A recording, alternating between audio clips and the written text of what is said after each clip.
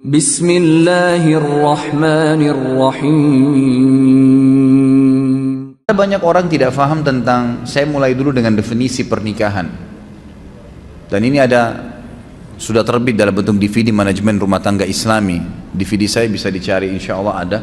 Teman-teman Wisol terbitkan, dan juga kalau tidak salah waktu tabligh akbar saya sempat titipin di sini. Mungkin di masjid masih ada. Kalau enggak nanti kalau ada yang pesan bisa insya Allah saya bawain pada pertemuan yang akan datang. Intinya saya sebutkan di situ ada tujuan, ada definisi pernikahan. Banyak orang berumah tangga tidak tahu apa definisi pernikahan. Di dalam Islam itu ada definisinya.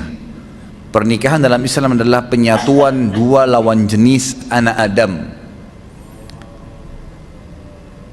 dalam sebuah ikatan ritual agama yang menghalalkan hubungan biologis di antara keduanya, serta menyatukan antara kedua keluarga, kedua pasangan, suku dan negara. Itu definisinya. Saya bagi menjadi 3 potongan.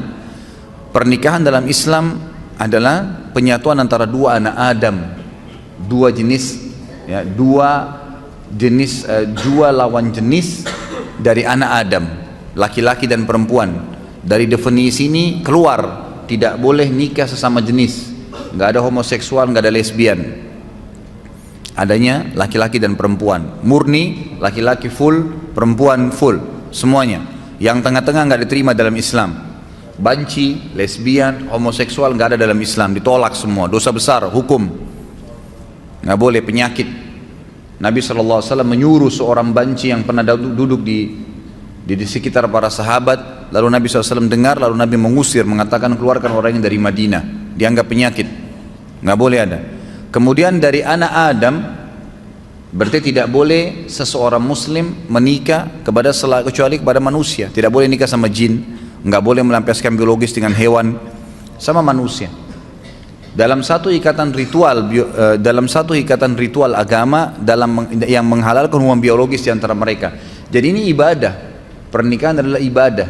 Kalau Anda yang hadir sini sudah menikah dan belum niat ibadah waktu itu, hanya karena ajakan teman, hanya karena suruhan orang tua, hanya karena kebetulan suka, itu semua tidak ada dalam Islam. Tidak ada. Pernikahan harus jelas dari awal niatnya karena ibadah, sehingga suka dukanya kita bisa laluin. Yang menghalalkan hubungan biologis di antara keduanya, memang tujuan pernikahan 50%, 70% hubungan biologis.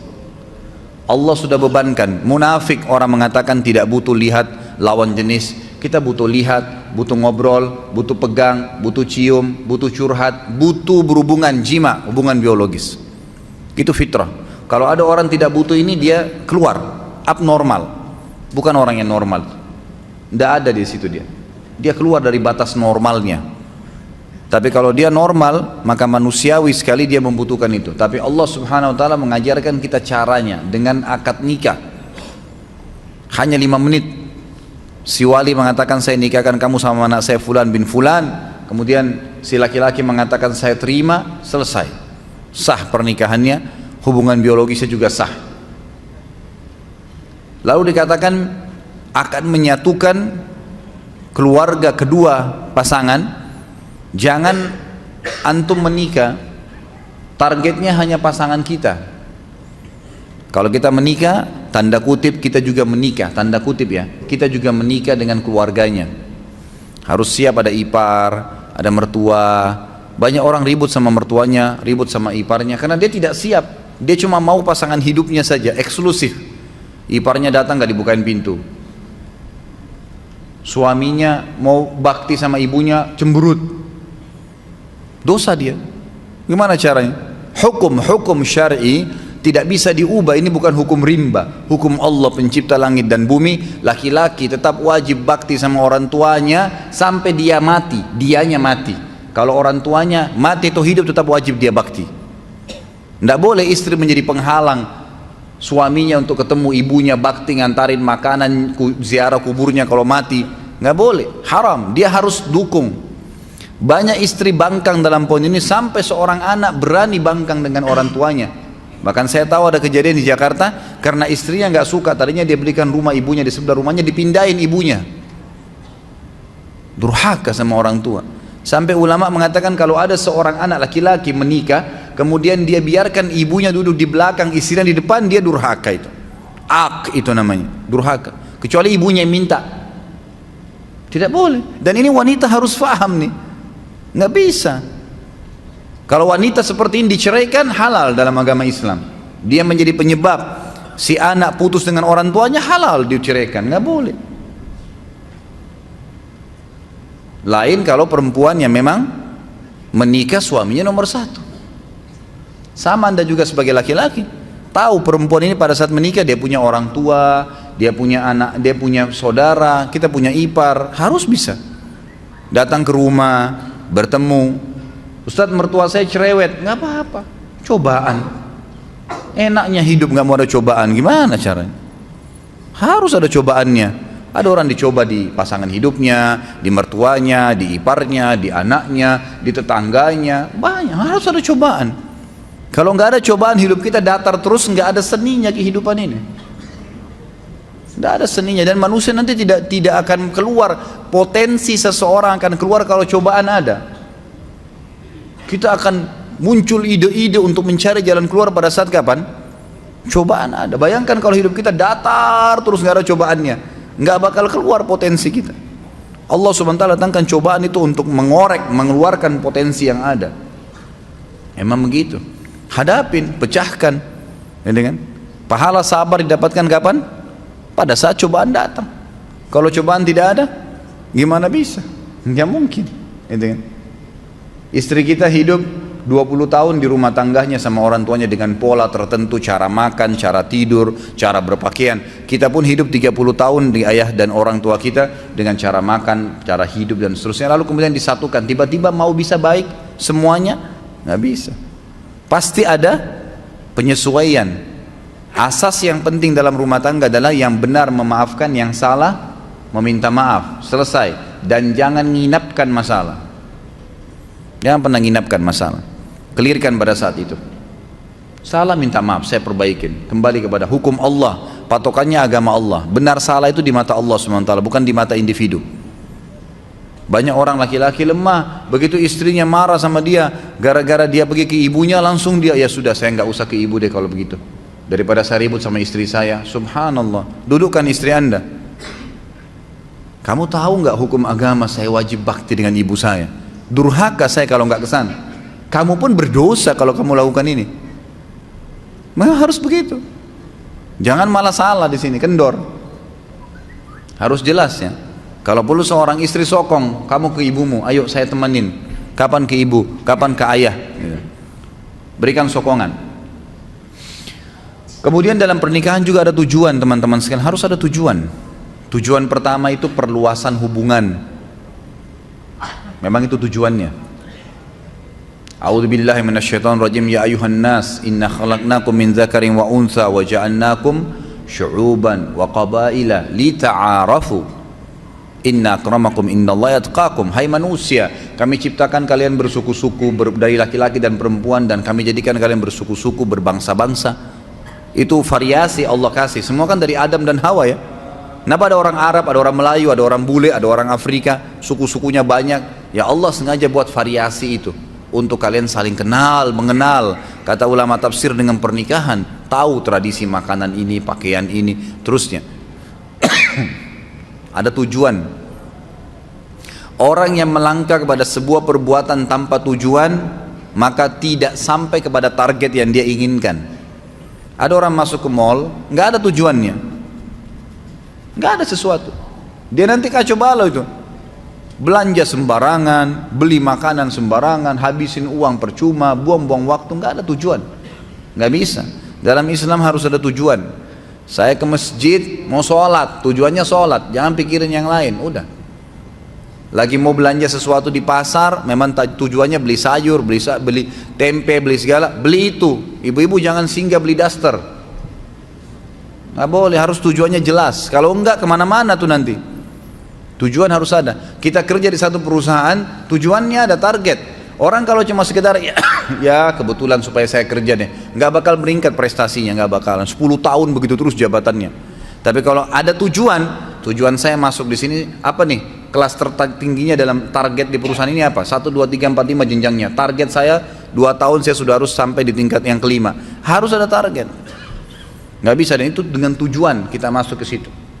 Tujuan berumah tangga ada.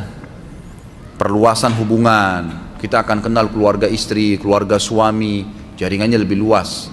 Yang kedua, tujuannya itu keturunan. Kalau ada laki-laki yang melamar akhwat di belakang sana bilang, saya mau nikah sama kamu tapi nggak mau punya anak ya, tolak langsung. Nggak ada ceritanya itu.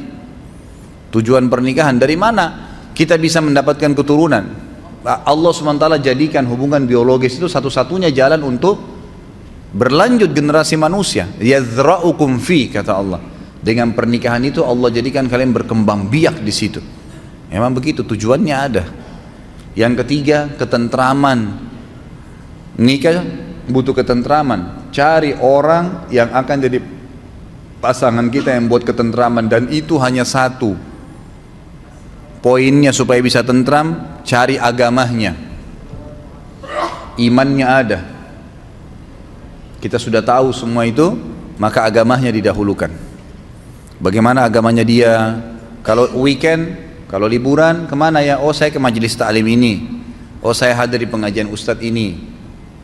Oh, saya kalau weekend ke karaoke, saya ke pantai di Ancol duduk dengan sama teman-teman. Oh, saya main gaple. Udah jelas. Tidak ada ketentraman, mustahil, karena habis nikah dia akan buat sama itu. Dia akan buat sama. Perempuan yang nikah sama playboy asalnya sebelum nikah, jangan heran kalau dia selingkuh setelah nikah. Wajar itu. Laki-laki yang menikah dengan wanita yang tidak pakai jilbab, jangan heran kalau setelah menikah dia tidak pakai jilbab, atau dia tidak sholat, atau memang dia pernah bohong, ya dia akan bohong. Itu tradisi dia. Cari orang yang bawa ketentraman.